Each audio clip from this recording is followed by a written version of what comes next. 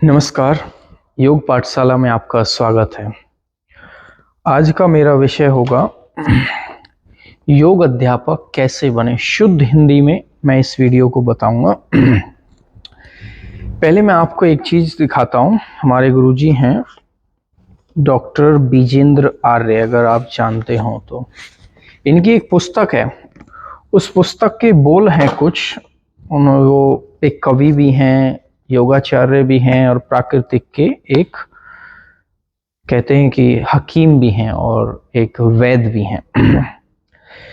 योगी योग साधना करते, भोगी भोग रोग में मरते, आओ प्राकृतिक बन जाओ, अपना जीवन सफल बनाओ।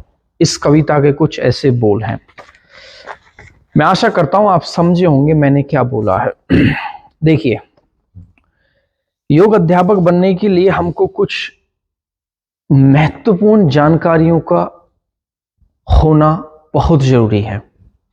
अगर उसका अभाव होगा तो आप उसमें एक कहते हैं ना, एक ज्यादा दिन तक या उसमें अपने आप को एक परिपक्व नहीं कर पाएंगे। परिपक्वता जिसको बोलते हैं। देखिए, बहुत सिंपल और साधारण भाषा में मैं समझाऊंगा। मैं यहाँ किसी भी प्रकार के कोई कोर्स की चर्चा नहीं कर रहा हूँ या किसी भी प्रकार की कोई नौकरी की चर्चा नहीं कर रहा हूँ। सिर्फ मैं ये चर्चा कर रहा हूँ, जो भी योग अध्यापक बनना चाहते हैं इस वीडियो को तो वही देखेंगे जो पहले ही योग अध्यापक होंगे। तो वो तो ये कह देंगे कि भाई योग अध्यापक कैसे बने, हम तो पहले योग अध्यापक, हम क्या देखें, हम क्यों समझें इस वीडियो को।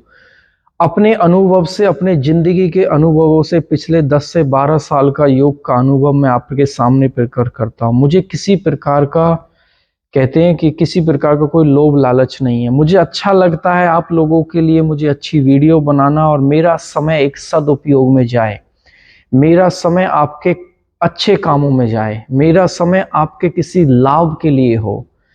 बिजी शेड्यूल के कारण मैं फिर भी पूरी कोशिश करता हूं। देखिए, सबसे पहले देखो, मैं आपको यहाँ 5 चीजें बताऊंगा। स्टार दिया है यहाँ पे मैंने पहले को। एक शब्द आपने देखा होगा, स्वभाव, जिसको हम नेचर भी बोलते हैं। स्वभाव, स्वभाव एक योग का स्वभाव होना अति आवश्यक है।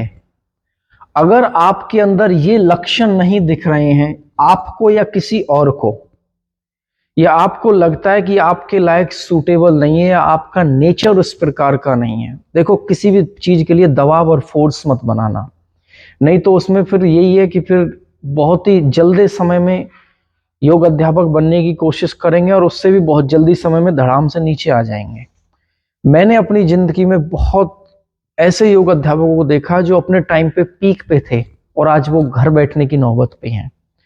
क्या आपने कभी देखा है कोई डॉक्टर बहुत अच्छा था और वो घर बैठ गया? कभी आपने देखा है इंजीनियर बहुत अच्छा था, आज वो घर बैठ गया? अपनी पीक पे ही योग अध्यापकों के साथ क्यों होता है? इसके अंदर संस्कार छुपे होते हैं। संस्कार,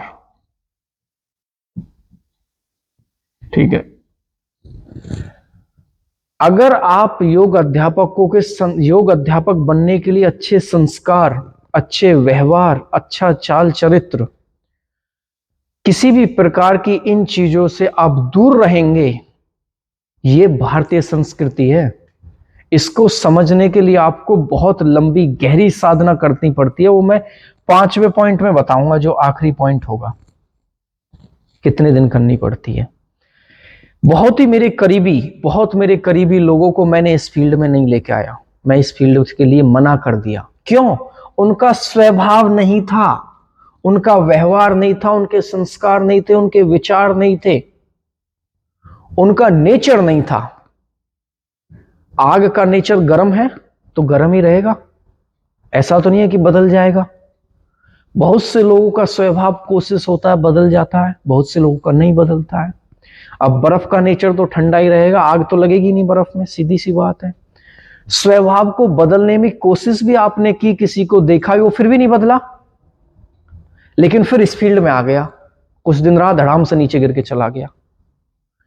आशा करता हूं आप अगर एक अच्छे स्वभाव में होंगे, अच्छे संस्कार में होंगे, अच्छा नेचर सूटेबल करता होगा। मैं अपना एग्जांपल देता हूं आपको। मैं कहीं भी जाता हूं किसी से बात करता हूं, बैठता हूं, ट्रेवल करता हूं, तो लोग मुझसे नेचुरली कहते हैं आप ऐसे लगते हैं कि किसी भी खेल में हैं या स्पोर्ट्स में हैं। नेचुरली लगते हो, मेरी भाषा से, मेरे बैठने से, मेरे पहनावे से, मेरे चलने से, या कुछ भी लगा लीजिए इसमें।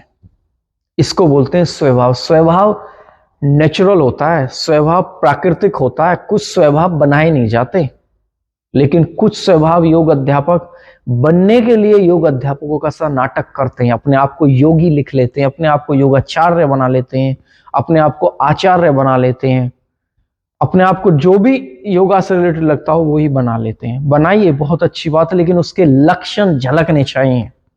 अगर वो लक्षण नहीं झलक रहे हैं, आप उनको झलकाने की कोशिश कर रहे हैं, तो वो अल्टीमेट नहीं है, वो डुप्लीकेट होंगे। दूसरी चीज मैं इसमें आपको बताऊंगा, ज्ञान, जिसको हम नॉलेज भी बोलते हैं, जिसको ज्ञान भी बोलते हैं। ज्ञान जैसे ज्ञान बोलते हैं वैसे इसको, अगर एक शुद्ध उसमें हम जाएंगे तो, लेकिन हम इसको ज्ञान भी पढ़ते हैं। जैसे भाई, जैसे एक प्रकार का असलियत में तो इसका असली नाम अगर आप देखेंगे तो असली नाम तो इसका ज्ञान होता है, लेकिन हम इसको ज्ञान बोलते हैं। मैं यहां ज्ञान ही लिखूंगा जिससे आपको इसमें कोई डिस्टर्ब ना हो। इसको हम नॉलेज भी है। समझने की कोशिश करना, जितना आपके अंदर योग का ज्ञान होगा, वास्तविक और प्राकृतिक ज्ञान, जो आपने अपनी साधना से, मेहनत से, अपने कर्म से पाया है, इतनी ही आपको कामयाबी मिलेगी, इतनी ही आपको सक्सेस मिलेगी उस चीज में। कभी भी नकली और डुप्लीकेट ज्ञान के पीछे मत भागना, कागज के पट्टों के पीछे भी मत भागना। जितना अधिक और जितना प्राकृतिक ज्ञान, जितनी साधना आप योग में करेंगे, इतने ही आप कामयाब होंगे। ज्ञान कभी बांटा नहीं जा सकता, ज्ञान को कभी किसी से तुलना नहीं की जा सकती। ज्ञान सबके अंदर यूनिक भी हो सकता है, सबके अंदर अलग अलग तरीके का भी हो सकता है। आशा करूंगा ये दूसरा पॉइंट आप समझे होंगे। तीसरा है संगति। संगति, संगति हम कंपनी भी बोल सकते हैं। संगत कहते हैं ना, जैसी संगत वैसी रंगत। ये मुहावरे बहुत ही हकीकत हैं, मैंने बहुत अनुभव किया है। जिस प्रकार की आप संगत करेंगे उसी प्रकार का। अच्छा, आप ये बताइए, आप अगर एक योगाचार्य की संगत करते हैं, योगियों की संगत करते हैं, योग साधकों की संगत करते हैं, योग साधक के साथ आप समय व्यतीत करते हैं, या योग आश्रमों में आप रहते हैं, तो क्या आप इंजीनियर बनेंगे? क्या आप डॉक्टर बनेंगे? तो आप योग साधक ही बनेंगे। मैं यहां नकारात्मक चीजें नहीं बताना चाह रहा हूं कि आप किस प्रकार की नकारात्मक लोगों की संगत करेंगे, उस चीज पे नहीं जाना चाहता। मैं यहां सकारात्मक चीजों की चर्चा करना चाहता हूं आपसे। आशा करता हूं ये तीसरा पॉइंट आपको समझ में आया होगा। संगति, एक संगति आपको इतना ऊपर उठा सकती है कि आपकी कल्पना से भी परे है। एक संगति आपको इतना गिरा सकती है नीचे की तरफ, आपकी कल्पना से भी परे है। ये देखिए, ये नीचे है एरो, ये ऊपर है, दोनों आपके पास हैं। अब आपको यहां क्या चाहिए वो आप देख लीजिए। बहुत जरूरी है, बहुत जरूरी है। मैंने त्याग किया है, मैंने त्याग तपस्या की है, इसके लिए मैंने संगत को त्यागा है, मैंने लोगों को छोड़ा है। लोगों ने मेरे से बहुत नफरतें की हैं, इस कारण मैंने छोड़ दिया है। फिर भी मुझे पता था कि वो मेरे स्वभाव में नहीं है, मेरे स्वभाव में नहीं है ये चीजें, मैंने छोड़ा है उसको। आशा करता हूं आपको समझ में आया होगा ये तीसरा पॉइंट भी। चौथा पॉइंट, कर्म योग। कर्म योग,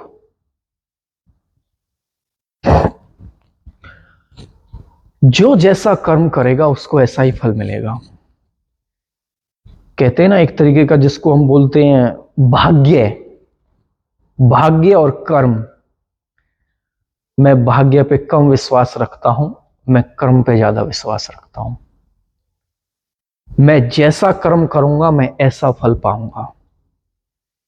जब बोए बीज बबूल के तो आम कहां से पाए, ऐसे कुछ मुहावरे आपने देखे होंगे। जब आपने कांटे बोए हैं तो आपको आम कहां से मिलेंगे?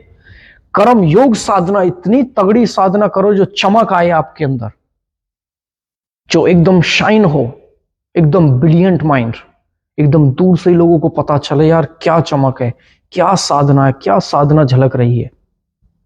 दूर से आसन करने की, बोलने की साधना ऐसी होनी चाहिए जो सामने वाले लोग एकदम अट्रैक्टिव हो जाएं। प्रैक्टिस इतनी अच्छी होनी चाहिए, ज्ञान बोलने का तरीका इतना अच्छा होना चाहिए, कर्म योग इतना अच्छा होना चाहिए कि लोगों को उसमें इतनी कुशलता लगे, इतनी अच्छा लगे कि लोग आपसे एकदम जुट जाएं। इसको बोलते हैं कर्मयोग। कर्मयोग के बारे में घंटों बोल दूंगा, घंटों लेक्चर दे देंगे लोग, मैं भी उसके बारे में बहुत कुछ बोल दूंगा जितना मुझे ज्ञान है, लेकिन मैं इसका मूल तत्व आपको बहुत ही सिंपल और साधारण में बताना चाहता हूं। कर्म योग करें, बिना कर्म योग के ये सारी चीजें आपको नहीं मिलेंगी। मैंने यहां बोर्ड पे समझा रहा हूं आपको, तसल्ली पूर्वक, ध्यान पूर्वक आप समझें। मेरे शब्दों पे मत जाना, मेरे लिखाई पे मत जाना, मैं जो बोल रहा हूं उसको समझने की कोशिश करना, मैं क्या बताना चाह रहा हूं यहां, वो बहुत जरूरी है। चौथा पॉइंट खत्म, अब मैं आपको बताता हूं पांचवा पॉइंट। योग साधना कम से कम 5 साल की, जो मैंने सबसे पहले ही बताया था, 5 साल साधना। साधना का कोई इंग्लिश वर्ड मुझे नहीं लगता है, अगर आपको लगता है तो बता देना। हम इसको प्रैक्टिस बोलते हैं।